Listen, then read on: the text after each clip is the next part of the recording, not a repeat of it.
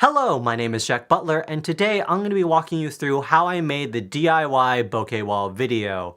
If you have not watched that video, it should be in one of the cards up there. I'm not exactly sure where YouTube puts them, but it should be up there.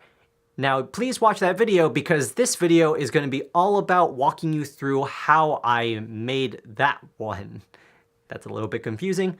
But it's going to be going from the lighting all the way to the color grading process, and I know that can take a very long time. So there are timestamps in the description below, so you can just sort of focus in on just the editing or the lighting or whatever you want to find out from this one. Now I'm also going to be covering my mistakes, and hopefully you can learn from some of them, because I do make them.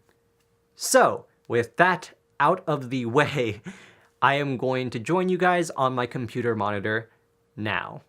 All right, so the first thing that I always start with is the set. Basically how I made the main talking head a shot, and I'll normally go into some other things, but just the general look. Unfortunately, I was only able to take one behind the scenes photo, but at least for the talking head, this is pretty useful. So I wanted to try to do something with this green curtain here, considering the fact that I've never really needed it or really used it at all. It's just sort of been in this room for a long time, and I haven't had a good opportunity to take advantage of it for some sort of project. So yeah, I was able to use this. It looked fairly nice, and I was able to wear my waistcoat and match with it. The pants don't match, though, because I was doing laundry that day. Yay! So, as you can see, in this specific talking head part, there is one of my green colored bulbs sticking out in the back there. Now, I thought that would be a bit more drastic of an effect. I expected more of a green halo to be around me and a bit more edge lighting. Unfortunately, though, it didn't really contribute to anything specifically, and it mostly became useless. Like, it was nice, and in this photo it looks very nice, but it doesn't really show that way on the C100, so, oh well. As you can see right now, the light right here is sort of oddly placed as it's going, like, down onto my face, but it seemed to create the most pleasant image. I wasn't able to get a good, even light going this way because the softbox doesn't make it too soft. So that became an issue. So shooting down honestly did fine for me, and it looked okay. I was able to keep the shadows here relatively tame. I wasn't really doing anything crazy though, but this light over here was actually almost an accident. I just sort of put it there. I'm like, well, what if I do this thing?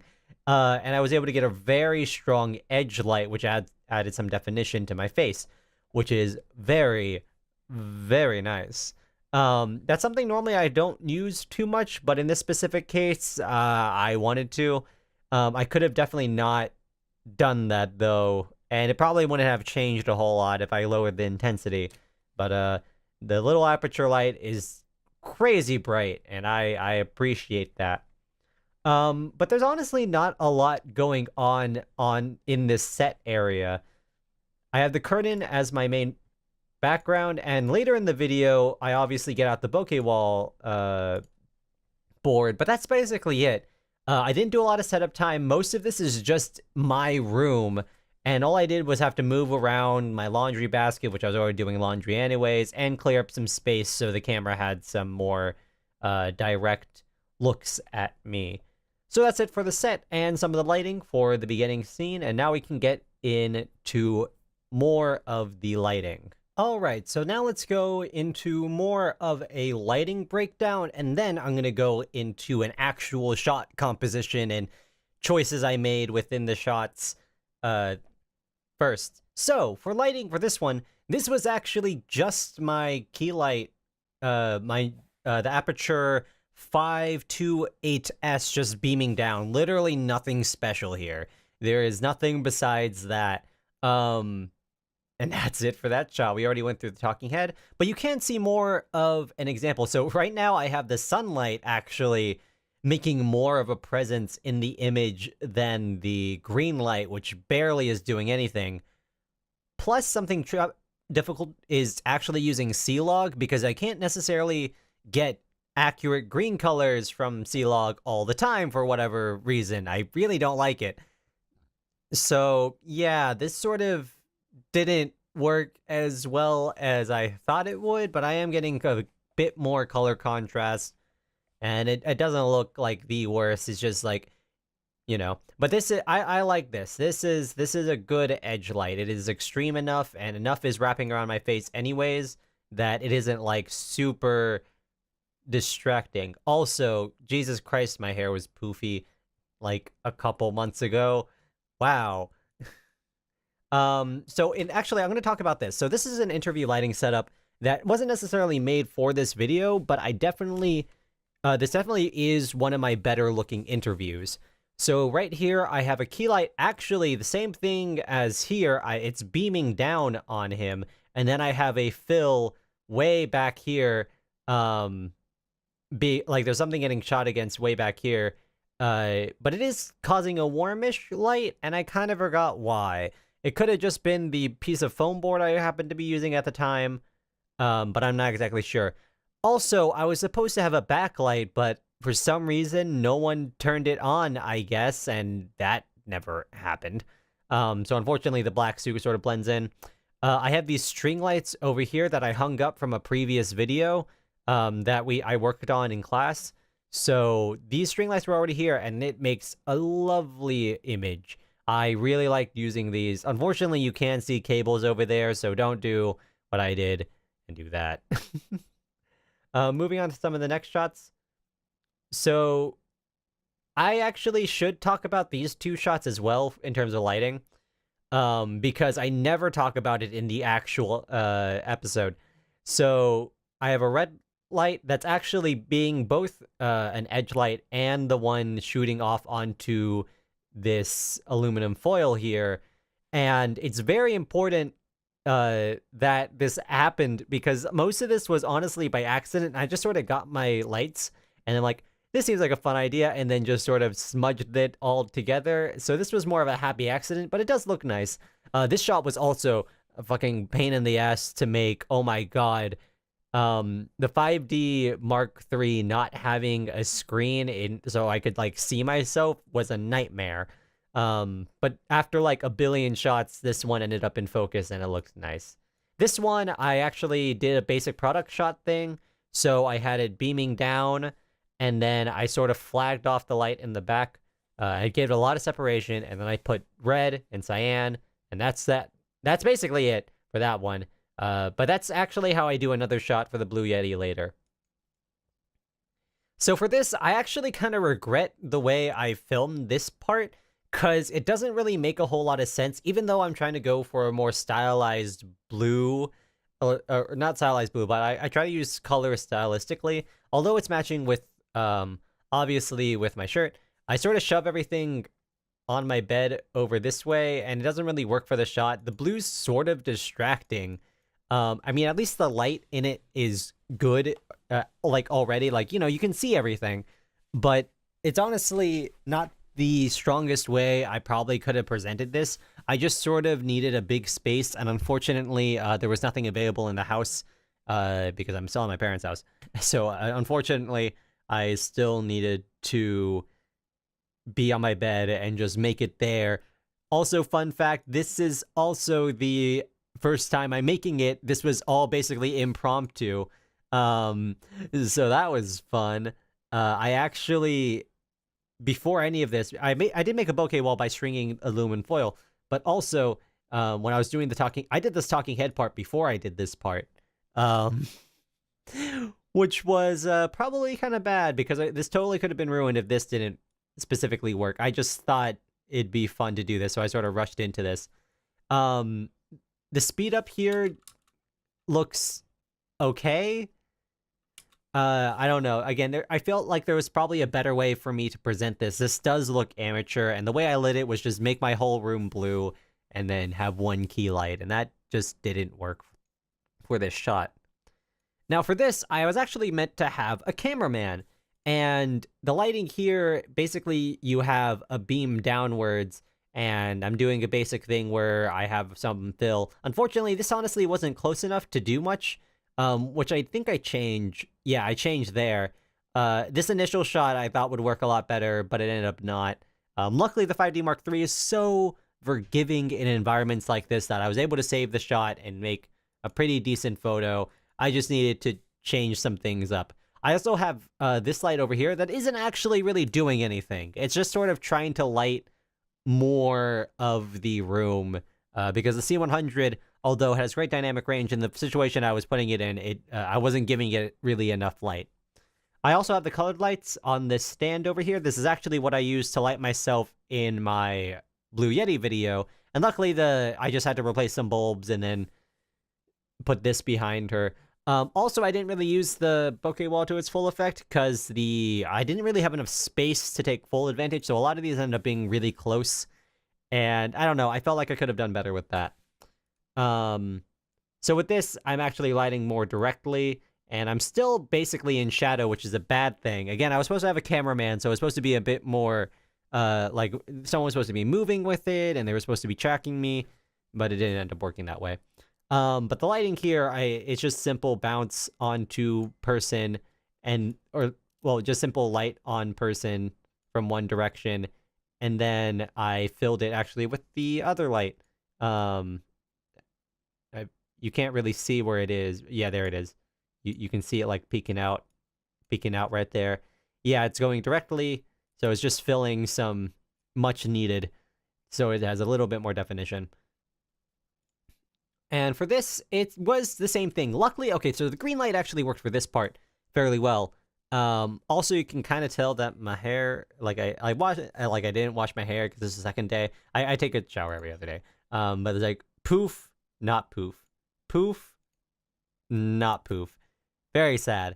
I have the exact same lighting setup for this one as well, except I had the bokeh wall behind. Luckily, the green showed through a lot better. I did shoot in wide DR on my C100 opposed to C-Log, because C-Log does make the greens look light blue, and wide DR saved it. Unfortunately, these shots do look a little bit different, but honestly, there's not a huge dynamic range difference between the two.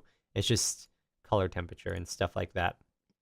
So yeah, that's it for the lighting, and now I'm just gonna hop right in without even a section break to go into the shots to just make it easier. So this shot is just a toolbox. It's DIY. That's all I needed to be. I don't know if I'm still wondering if I should have gone with this text twice in a row. But yeah, this is just a straight shot. No major decisions here for color. It just looks nice as a title card, really.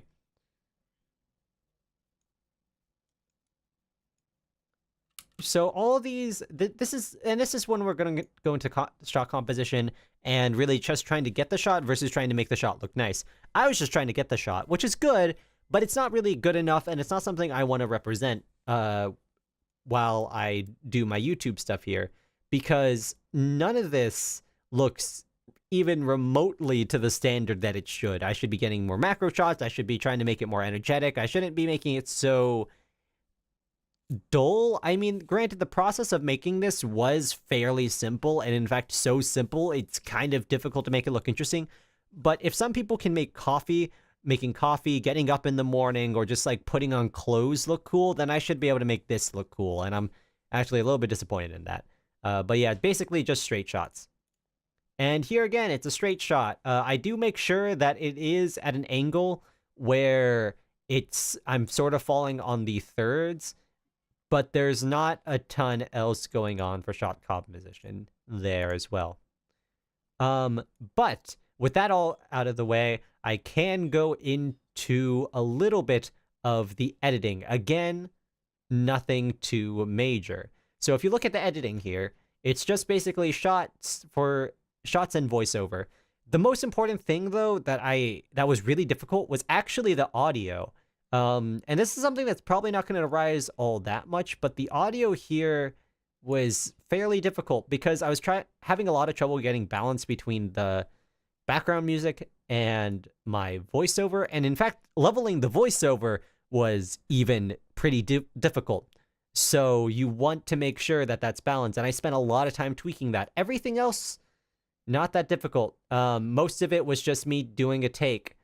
But yeah, the audio here was kind of a pain, and then finding a good balance for audio here was also something a little bit difficult. This audio was bad, straight up bad, and I also had to tweak it a bit. As you can see, there's not really a lot. There's no effects going on because every effect I put on it ruined the sound. It was too far away. The microphone is on the C100, so it's a good bit away from the source. And I probably should have just put a microphone stand just straight up behind me or something, or hanging here, because no one's gonna care. This is like a studio setup, so I don't like showing mics, but in this case, getting better audio probably should have been the better option. Also, I cut like a huge chunk of video because this is 12 minutes of me talking and then doing stuff, and there's some pretty fun photos in here, and I had some funny interactions, but most of this is honestly wasted, which is fine. Cutting it down to size was actually something that I have a lot of trouble with, so this was actually not that bad, and it made it a lot shorter than I thought it would be, but I was able to cut down it a lot. Just like an interview, you want to make sure it's short and sweet and gets to the point, and is still interesting. And in this way, I was able to make this 3-minute video that was supposed to be 5. But yeah, so that's why this video is so short. It's 3 minutes. And then for this last part, straight shot, same thing. Editing wise, it actually only took me like 3 takes, I think. And that's about it. Yeah, it didn't take me that long to get this done. It was mostly just setup, and most of this was already set up anyways. But yeah, that's the editing process, and now on to the color grading. So, color grading. This is fun.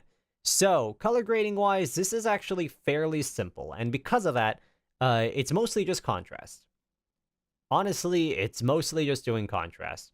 The amount of color work I've noticed that I've been doing in these videos is a lot less than I used to do because I'm making better use of the colors around me. I'm not doing a lot of creative LUTs. I'm not doing anything major. It's just contrast, contrast, contrast, a little bit of saturation, contrast. What I should have done, though, is probably white balance a little bit better, especially for the skin tones. I probably should have dialed in more. I don't think this looks bad, but that is something I could have definitely done. I also could have been a bit more creative with color grading here, but there wasn't as much of a need for it. And this is something you have to be careful of, is if you tweak the color grading too much, it can look definitely good, but possibly overprocessed and kind of missing the point. Again, the ideal is to not do really any color grading if you can, unless it's super duper important. Really, you should be getting the best image possible initially. So yeah, the color grading here wasn't too major. So yeah, that was most of the editing process, and I did cover quite a bit of mistakes, but the biggest mistake that I made throughout this entire process, the entirety of making this video, and something I hope you guys can learn from, is poor planning. This was so impromptu, and it's probably why I was able to create it so quickly, was because this day I went to the store, I got the materials necessary, I came back, I dressed up, and I did the shot. And because of that, I had little to no planning. I did text people. I did make sure I was texting people. I did make sure that I was, I at least had my good friend over there, and I tried to make sure that I had the camera person, but really overall, this wasn't well planned. And honestly, I didn't have the flexibility with this project to, I didn't feel like I had the flexibility in this project to make it as good as it could have been. Because again, as I say all the time, this could have been really good, especially this part. I could have definitely impressed with this part. I just didn't think about it. I just thought about getting the shot and nothing else. So I could have gone a little bit farther. I am still happy with the product, and considering that it's super short, probably doesn't matter too much. But again, I should have been able to make this more interesting. I probably could have done better with a couple of the color choices, and I probably could have worked on this just a bit longer than I did. This mostly took like the course of like a week, but in terms of actual time worked, probably like 2 days. Well, anyways, guys, I hope you guys enjoyed. Hopefully you guys like these types of videos, and definitely comment below if there's anything you need clarifying. Of course, this is all of, this is my title card. Check out my Instagram. Check out my kit if you're curious about my stuff. Check out my Vimeo. And also check the description if you need anything more clarified by going to the timestamps in it. Alrighty, well, I'll see you guys in my next video.